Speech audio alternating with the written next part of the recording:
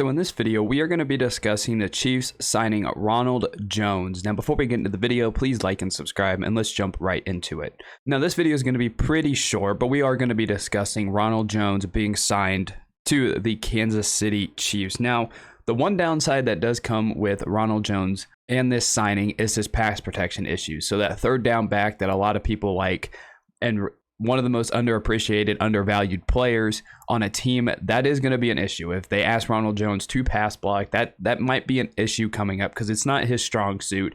But knowing Andy Reid, knowing Eric Bieniemy, they're likely going to put him in a position that'll help him succeed, help him thrive in a position. They're not going to put him in a spot where he's going to be set up to fail. So that part I'm not necessarily worried about. So with that in mind, we do get a fairly good, explosive running back to add to the team. He had two seasons with over 1,000 scrimmage yards in Tampa Bay.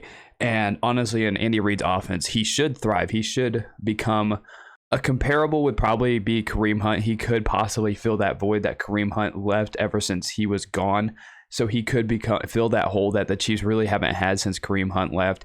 And it'll probably bring competition to Clyde, because Clyde, being a first-round pick, can turn people the wrong way. He doesn't necessarily bring what you would expect from a running back being drafted in the first round, and the Chiefs are kind of still suffering from that draft pick. I like Clyde. He's done some great things, but for being a first-round pick, he hasn't really done much. And then you bring in Ronald Jones, who again is going to bring some competition, but you're also going to have a two-man backfield now. You can have rotations of two guys.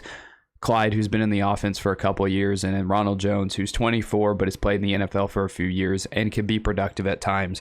His best season was in 2020. He had 978 rushing yards, 7 touchdowns, and in that season he had 28 receptions, 165 yards, and a touchdown. So he can possibly become both a great runner behind that offensive line that I think is set up great to become a running offense, and then you also have the fact that he can be a threat out of the backfield and get you some yards, because Andy Reid loves to use running backs in his passing game. And so that'll just be another weapon in the pass game that the Chiefs will get, which is great, because after losing Tyreek Hill, it seems like the Chiefs are making a few moves on offense. Obviously, they added MVS, Juju. They still have Hardman there. They still have Travis Kelce.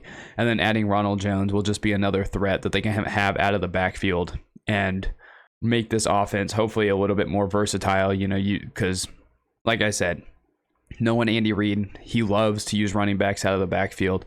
Running backs out of the backfield usually thrive in Andy Reid's passing offense. So it's a good signing. I really do like it. Again, he does have an issue when it comes to pass protection, but I don't think Andy Reid, Eric Bieniemy will put him in a situation to fail.